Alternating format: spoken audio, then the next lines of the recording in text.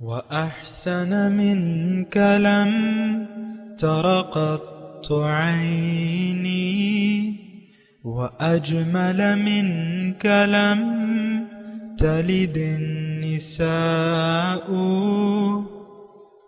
خلقت مبرأ من كل عيب خلقت مبرأ من كل عيب كأنك قد خلقت كما تشاء. كتاب أنزلناه إليك مبارك ليدبروا آياته وليتذكر أولو الألباب. یہ کتاب برکت والی ہے جسے ہم نے آپ کی طرف نازل فرمایا ہے تاکہ دانش مند لوگ اس کی آیتوں میں غور و فکر کریں اور نصیحت حاصل کریں. اللہم صلی علی سیدنا محمد وعلی آل سیدنا محمد بعدد کل ذرۃ مئۃ الف الف مرۃ. سامعین و ناظرین کرام، السلام علیکم ورحمۃ اللہ وبرکاتہ. سامعین کرام، سورہ لقمان آیت 15-16، درس کا نمبر 19-30. آج کا موضوع اللہ تعالی ہمارے تمام اعمال سے باخبر ہے. اس کے ساتھ آج کے سبق کا آغاز کرتے ہیں. سب سے پہلے گزشتہ سبق کا اعادہ ہوگا. اعوذ باللہ من الشیطان الرجیم. پناہ مانگتا ہوں میں اللہ کی شیطان مردود سے. بسم اللہ الرحمن الرحیم. شروع اللہ کے نام سے جو بڑا مہربان نہایت رحم والا ہے. وَوَصَّيْنَا الْإِنسَانَ بِوَالِدَيْهِ حَمَلَتْهُ أُمُّهُ وَهْنًا عَلَى وَهْنٍ وَفِصَالُهُ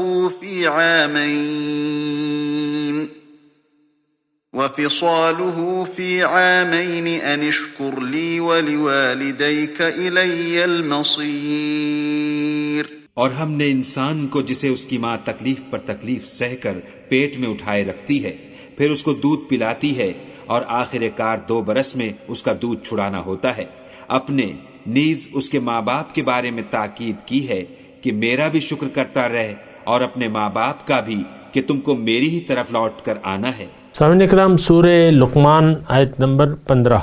وَإِن جَاهَدَاكَ، اور اگر وہ تم پر دباؤ ڈالیں، عَلَىٰ أَن تُشْرِكَ بِي مَا لَيْسَ لَكَ بِهِ عِلْمٌ، کہ تم میرے ساتھ کسی ایسے کو شریک کرو جسے تم نہیں جانتے، فَلَا تُطِعْهُمَا، تو ان کی بات ہرگز نہ ماننا، وَصَاحِبْهُمَا فِي الدُّنْيَا مَعْرُوفًا، اور ان کے ساتھ نیک برتاؤ کرو دنیا میں، وَاتَّبِعْ سَبِيلَ مَنْ أَنَابَ إِلَيَّ، پیروی مگر تم اس شخص کے راستے کی کرو جس نے میری طرف رجوع کیا ہے.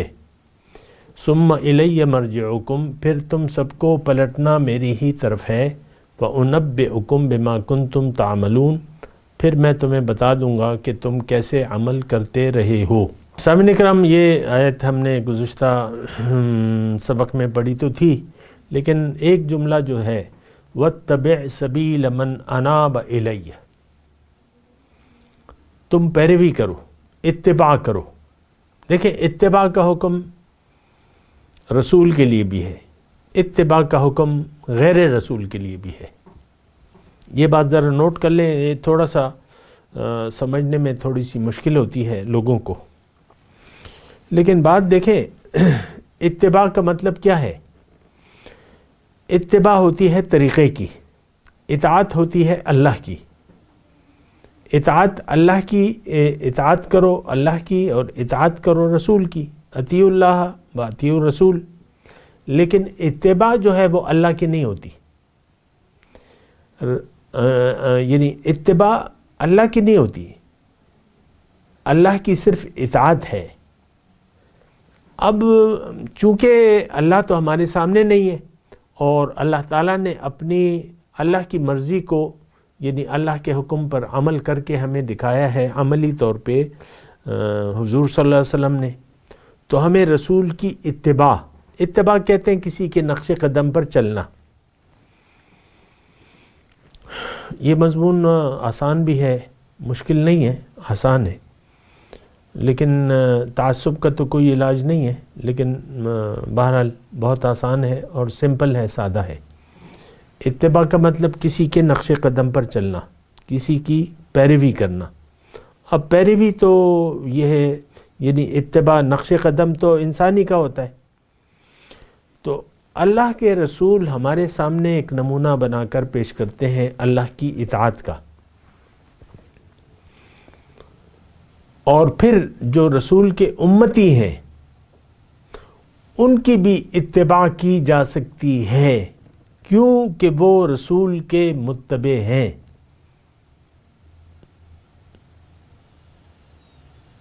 آپ کی بات سمجھ میں آ رہی ہے؟ میں بتاتا ہوں. دیکھیں، اتباع کا مطلب کسی کے نقش قدم پر چلنا ہے. اصل میں تو اطاعت اللہ کی ہے. ان الحکم الا للہ، حکم اللہ کا ہے. اب رسول اللہ کا حکم ہمیں پیش بھی کرتا ہے اور پھر اس پہ عمل کا ایک نمونہ بھی بتاتا ہے. اور پھر اللہ تعالیٰ اپنے رسول کو فرماتا ہے کہ ان سے کہو قل ان کنتم تحبون اللہ فاتبعونی یحببکم اللہ. آپ ان سے کہیے کہ اگر تم اللہ سے محبت کے دعوے دار ہو تو میری اتباع شروع کر دو، یعنی میرے نقش قدم پر چلنا شروع کر دو، میری پیروی شروع کر دو. تو ہوگا کیا؟ یحببکم اللہ، اللہ تعالیٰ تمہیں اپنا محبوب بنا لے گا اور تمہارے گناہوں کو بخش دے گا، تمہیں جنت میں داخل کر دے گا. مختصر نسخہ ہے سامعین کرام کامیابی کا، اتباع رسول. اب رسول نہیں ہے آج، مثال کے طور پہ دیکھیں رسول کے دور میں آپ کو قرآن سے ایک مثال دوں. رسول کے دور میں بھی اگر کوئی رسول کے نقش قدم پر چل رہا ہے تو اس کی اتباع کا حکم ہے. جیسے کہ موسیٰ علیہ السلام تھے اور 12 قبیلے تھے، اور اللہ تعالیٰ نے کہا کہ نقیب کا نام ہے، وَجَعَلْنَا مِنْهُمُ 12 نقیبا، او کما قال، ایسے الفاظ ہیں. اس میں 12 نقیب تھے، موسیٰ علیہ السلام نے مقرر کر دیے تھے. لوگ ان سے رابطہ رکھتے اور ان کے ظاہر ہے کہ وہ رسول کے متبعین تھے. تو موسیٰ پیغمبر موجود تھے لیکن تعداد چونکہ زیادہ تھی ان کی، 6 لاکھ تقریباً تھے جزیرہ نما سینا میں. تو ان کے یعنی امام مقرر کر دیے تھے کہ بھئی تمہیں اگر ضرورت ہو تو ان سے تم بوقت ضرورت رابطہ کر لیا کرو. فرعون کے دربار میں ایک شخص، سورہ مومن کا تذکرہ ہے، ایک شخص ایمان لے آیا. تو فرعون نے جب فیصلہ کیا کہ میں موسیٰ علیہ السلام کو نقصان پہنچانے کا، جسمانی نقصان پہنچانے کا ارادہ کیا، تو اس میں سے ایک شخص، فرعون کے درباریوں میں سے ایک شخص نے اپنے ایمان کو چھپایا ہوا تھا، مسلمان تھا، لیکن جب یہ خطرناک فیصلہ کیا تو اس نے اٹھ گیا، وہ دربار میں اٹھا. اتقتلون رجلا ان یقول ربی اللہ، کیا تم ایسے شخص کو قتل کرتے ہو کہ وہ یہ کہتا ہے کہ رب میرا اللہ ہے، اور تمہارے سامنے واضح دلائل لے کے آیا ہے. اور الی آخری بہت اچھا مضمون ہے. پھر اس نے ایک جملہ کہا، یا قوم اتبعونی اہدکم سبیل الرشاد. یہ ابھی ہجرت نہیں کی تھی موسیٰ علیہ السلام نے، ابھی مصر میں تھے. اس وقت جو ہے اس نے یہ اپنا ایمان ظاہر کیا اور کہا کہ ایسا نہ کرو. اور پھر ان سے یہ کہا اتبعونی. دیکھیں قرآن ہے، اصل جو علم ہے، جو حکم ہے وہ قرآن کا ہے. یہ بات نوٹ کر لیں. اطاعت اللہ کی ہے. اللہ تعالیٰ جس چیز کو مشروع کر دے، اجازت دے دے تو ٹھیک ہے، اور اس میں تو ایسی کوئی خاص بات ہے بھی نہیں. بہرحال میں بات کر رہا ہوں کہ اس نو مسلم نے کہا اپنی فرعون اور دربانیوں کو کہ اے میری قوم، مالی لا ادعوکم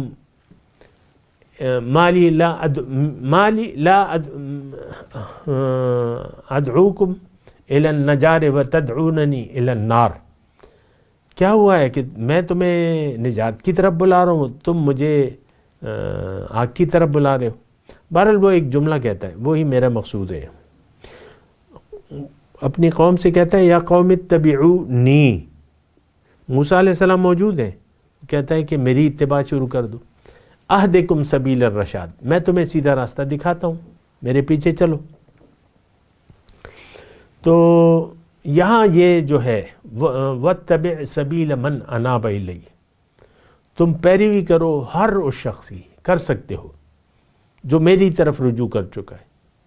دیکھیں اصل چیز تو ایک راستے پر چلنے کی ہے. جو اللہ کے راستے پر چل رہا ہے، آپ سے سینئر ہے، آپ سے آگے چل رہا ہے، آپ اس سے کہیں بھائی میری بھی رہنمائی کرو، میں نے بھی جانا ہے اللہ کے پاس. اس میں کیا ہے؟ میرے ساتھ بہت دفعہ ایسا ہوا ہے، گاڑی میں ڈرائیو کر رہا تھا، کوئی راستہ مجھے نہیں معلوم. تو ابھی چند دنوں کا وہ ہے واقعہ، اسلام آباد میں گاڑی ڈرائیو کر رہا تھا، فیملی میرے ساتھ تھی. تو وہاں آپارے میں کچھ راستے ڈائیورشن تھے، بند تھے، تو مجھ سے راستہ وہ ہو رہا تھا. تو میں نے کہا بھئی میں نے مردان جانا ہے. اور تو اتفاقاً جس سے میں پوچھا وہ بھی گاڑی والا تھا، کھڑا ہوا تھا تھوڑی دیر کے لیے. اس نے کہا ہم بھی مردان جا رہے ہیں، بس تم میرے پیچھے آؤ. تو میں اس کے پیچھے ہو لیا. سمپل. جو آپ سے سینئر ہے، اللہ کے راستے پر ہے، تو اس سے کہو بھائی مجھے بھی راستہ دکھاؤ، تم اللہ کے راستے پر ہو، تم اللہ کے بندے ہو، میں نے بھی بندگی کرنی ہے، میں نے بھی تم رسول کے طریقے پر ہو، میں نے بھی رسول کے راستے پر چلنا ہے. میں تمہاری یہ دیکھیں ایسے ہی ہے. انسان میں اللہ تعالیٰ نے کامیابی نقل میں رکھ دی ہے. انسان کی کامیابی اللہ تعالیٰ نے نقل میں رکھ دی ہے. نقل کس کی؟ جو اللہ کے راستے پر اس کے نقش قدم پر چلنا شروع کر دو، اس کی نقل شروع کر دو. اطاعت، اتباع، کہنا بھی مانو اور اتباع بھی کرو، جیسے وہ شخص کر رہا ہے جو رویہ ہے. یعنی دیکھیں یہ ایک مومنانہ کردار کی بات ہو رہی ہے. واتبع سبیل من اناب الی، جو بھی اللہ کی طرف رجوع کر چکا ہے، اللہ کا حکم ہے کہ بس تم اس کی پیروی شروع کر دو. اصل تو مقصود بندگی رب ہے، یہ بات نوٹ کر لیں. انسان کی بندگی نہیں ہے، یہ بھی نوٹ کر لیں. انسان نہ خدا ہے نہ معبود ہے، یہ تو ہو نہیں سکتا. ہاں جو شخص آپ کی منزل اللہ ہے، آپ کو رہنمائی درکار ہے تو ٹھیک ہے. اللہ نے دوسری جگہ فرمایا فَاسْأَلُوا أَهْلَ الذِّكْرِ إِن كُنتُمْ لَا تَعْلَمُونَ، تمہیں معلوم نہیں ہے تو جو اللہ والے ہیں ان سے پوچھو، جو ذکر والے ہیں، جن کے دل اللہ کی یاد سے آباد ہیں، ان سے راستے کا پوچھ لو. سمپل. ثُمَّ إِلَيَّ مَرْجِعُكُمْ، پھر تم میرے پاس ہی لوٹ کے رہو گے اور پھر میں تمہیں بتاؤں گا. ظاہر ہے ہم سب اللہ کے پاس لوٹ کے جائیں گے، تو ہمیں رویہ محتاط رویے سے زندگی گزارنی چاہیے. تو کیوں کہ پوچھ گچھ ہوگی، سوال جواب ہوں گے، اور ہمیں اپنے اعمال کے اچھے یا برے نتائج کا سامنا بہرحال کرنا پڑے گا. یا بنی انہا ان تک مثقال حبۃ من خردل، اے بیٹے بے شک ان تک مثقال حبۃ من خردل، کہ بیٹا کوئی چیز رائی کے دان اگر ان تکو مثقال حبۃ من خردل، کوئی چیز رائی کے دانے کے برابر بھی ہو، فتکن فی صخرۃ، اور کسی چٹان میں ہو یا آسمانوں یا زمین میں کہیں چھپی ہوئی ہو، یأت بہا اللہ، اللہ تعالیٰ اسے نکال لائے گا. ان اللہ لطیف خبیر، بے شک اللہ تعالیٰ باریک بین ہے اور باخبر ہے. دیکھیں اس میں مضمون بالکل واضح ہے. ہمارا کوئی عمل، ہماری کوئی نیت اللہ سے چھپی بھی نہیں ہے. یہ تو ہم ہیں جو اللہ کی یاد سے ہمارے دل غافل ہیں، اور ہم زندگی ایسے گزار رہے ہیں گویا کہ اللہ یعنی اللہ تعالیٰ ہمیں نہیں دیکھ رہا. یہ ایک پختہ تصور ہے جو ہم میں ایک رواج پا گیا ہے. آپ دیکھ لیں، یعنی زیادہ تر ہمارا ساری زندگی فسق و فجور پر مشتمل ہے، اللہ کی نافرمانی میں مبتلا ہیں، اللہ کی رضا کا ہمیں کوئی خیال نہیں ہے، اللہ کی ناراضگی سے ہم بچتے نہیں ہیں، اور زندگی ایسے گزار رہے ہیں گویا کہ اللہ تعالی ہمیں دیکھ نہیں رہا۔ اور دیکھیں یعنی جو سیدھی بات ہے وہ تو یہ ہے کہ ہمیں جزائے اعمال پر کوئی یقین نہیں ہے، آخرت پر، قبر کی زندگی پر، یوم حشر پر، جنت دوزخ، ان میں کسی پر ہمارا یقین نہیں ہے۔ ہم تو بالکل اندھے بہرے گونگوں کی طرح دنیا میں زندگی گزار رہے ہیں، دنیا ہی کے دھوکے میں آ گئے ہیں۔ جو حاصل دنیا ہے اسی کو ہم نے کامیابی کا معیار قرار دے رکھا ہے، ظاہر کے لیے ہم زندگی گزار رہے ہیں اور ظاہر ہی ہمارا مدعا بن گیا ہے۔ اب یہ باتیں جو ہیں یہ ہمارے لیے کوئی اہمیت نہیں رکھتی، جو اللہ تعالیٰ اس وقت ہم پڑھ رہے ہیں نا، قرآن سارے کا سارا ہمارے لیے کوئی اہمیت نہیں رکھتا۔ تو بات تو بڑی خطرناک ہے اور ٹھیک نہیں ہے، بہرحال ہے، یہ حقیقت ہے کہ ہمارے لیے قرآن میں جو کچھ لکھا ہے اس کی کوئی اہمیت نہیں ہے۔ اور یہاں جو مضمون بیان ہو رہا ہے یہ بہت زیادہ یعنی قابل غور ہے، اور اس میں حضرت لقمان اپنے بیٹے کو کہہ رہے ہیں کہ بیٹے تمہارا کوئی عمل اللہ تعالیٰ سے پوشیدہ نہیں ہے، چاہے چھوٹے سے چھوٹا ہو یا اس سے بھی چھوٹا ہو، یا کوئی خیال تمہارا ایسا بن گیا اللہ کی نافرمانی کا، تو وہ جو ہے اس پر گرفت ہوگی۔ خیر مطلب یہ ہے کہ اللہ تعالیٰ ہمیں دیکھ رہا ہے، کوئی رائی کے دانے کے برابر، انہا ان تک مثقال حبۃ، یعنی کوئی عمل ایسا، کوئی چیز رائی کے دانے، یعنی اللہ تعالیٰ ہر چیز سے واقف ہے، دیکھ رہا ہے، علیم بذات الصدور، سینوں کے رازوں سے بھی واقف ہے ہمارے۔ تو اس میں ذرا یہ ہے کہ انسان کو محتاط ہو کے زندگی گزارنی چاہیے۔ یا بنی اقم الصلاۃ، اے میرے بیٹے نماز قائم کرو، نیکی کا حکم دو، برائی سے روکو، اور جو مصیبت تم پر ہو اس پر صبر کرو۔ ان ذالک من عزم الامور، بے شک یہ ہمت کے کاموں میں سے ہے۔ دیکھیں اقم الصلاۃ کے بارے میں نے آپ کو بتایا تھا کہ نماز تو پوری زندگی کا ایک پلان ہے۔ مختصر طور پہ میں آپ کو دوبارہ بتاتا ہوں کہ اللہ تعالیٰ نے ہمیں جس مقصد کے لیے بنایا ہے، پیدا کیا ہے، تو اس کو پورا کرنے کے لیے اللہ تعالیٰ سے ہمیں ایک ڈیل کرنی ہوگی، اپنے مال و جان کا اختیار اللہ کو حوالے کرنا ہوگا، اور زندگی اللہ کے حکم کے مطابق گزارنی ہوگی۔ ان اللہ اشترى من المؤمنین انفسهم واموالهم بان لهم الجنہ، اللہ تعالیٰ نے مومنوں سے خرید لیے ہیں ان کے مال اور جان، عوض میں ان کو جنت دی ہے۔ یعنی اس کا خلاصہ یہی ہے کہ ہمیں انسان اگر اپنی زندگی جو ہے اگر اللہ کی مرضی سے گزارے گا تو یہ کامیاب ہوگا، اور اگر اپنی مرضی سے گزارے گا تو یہ ناکام ہوگا۔ یہ بات نوٹ کر لیں۔ اب نماز قائم کرنے کا جہاں تک تعلق ہے تو اللہ تعالیٰ نے دیکھیں اپنی مرضی کتاب اور پیغمبر کے ذریعے انسان کو بتا دی ہے،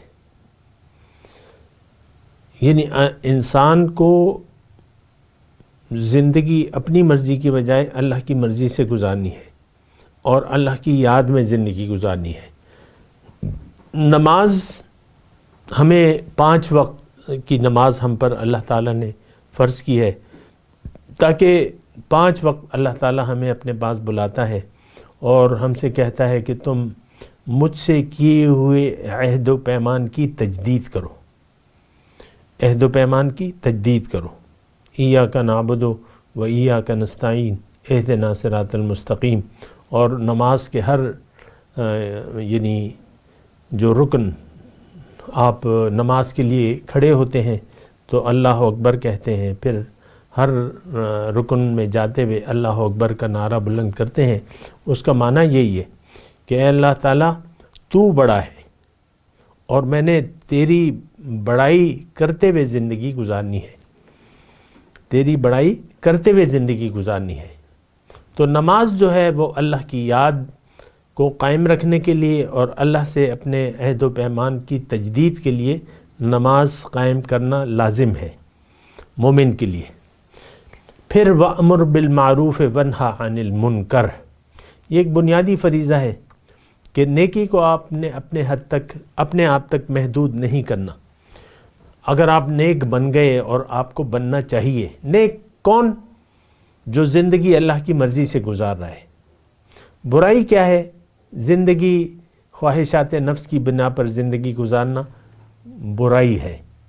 نیکی کیا ہے؟ اللہ کی مرضی سے زندگی گزارنا نیکی ہے۔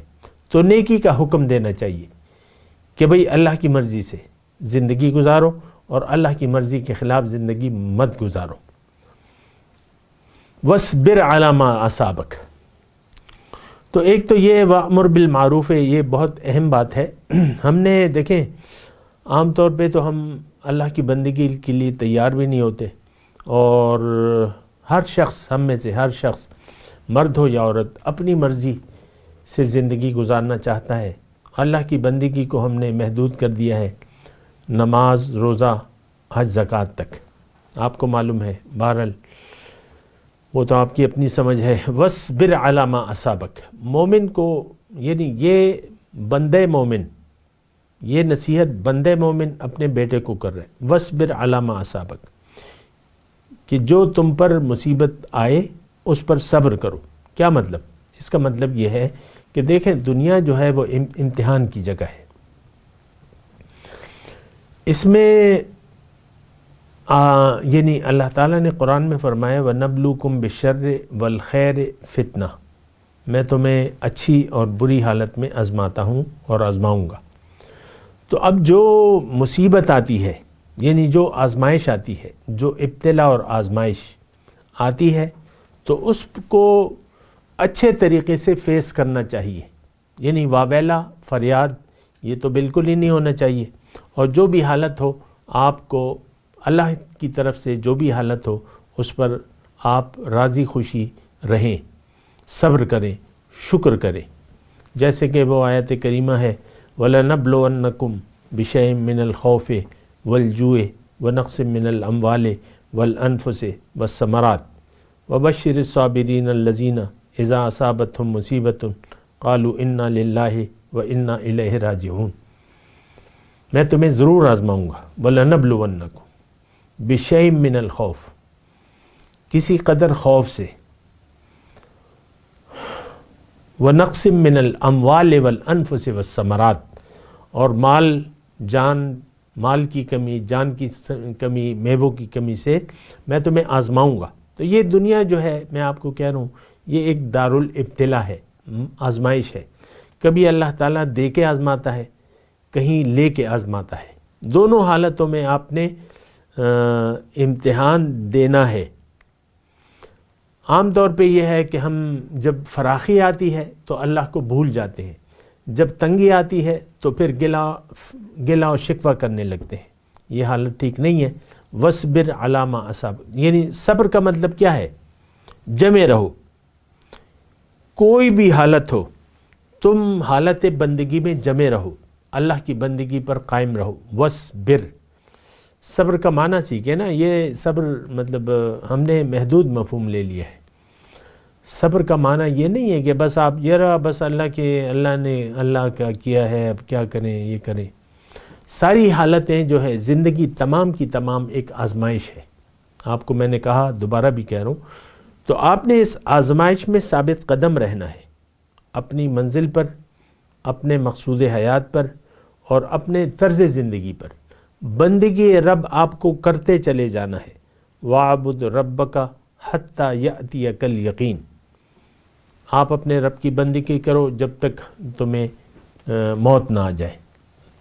إِنَّ ذَلِكَ مِنْ عَزْمِ الْأُمُورِ، یہ بے شک یہ ہمت کے کاموں میں سے ہیں۔ دیکھیں میں نے آپ کو عرض کیا کہ ہمت کے بغیر تو کوئی کام بھی نہیں ہو سکتا۔ آپ لیٹے ہوئے ہیں اور پیاس لگ رہی ہے آپ کو، مثال کے طور پہ، لیکن آپ پر سستی طاری ہے، پانی رکھا ہوا ہے، 2-4 قدم دور ہے، ٹیبل آپ سے 2-4 قدم دور ہے، آپ پہ سستی طاری ہے، آپ نہیں اٹھ سکتے، آپ کہتے ہیں یار چلو نہیں پیتا۔ اب پانی بھی آپ بغیر ہمت کے نہیں پی سکتے۔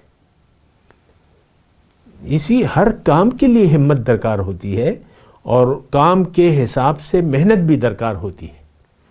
یہ صرف آخرت کا نہیں ہے، دنیا کے کاموں میں بھی آپ کو ہمت سے کام کرتے ہیں آپ، اور جد و جہد کرتے ہیں، محنت کرتے ہیں. دیکھیں آپ لوگ کتنی ہمت سے کام لیتے ہیں.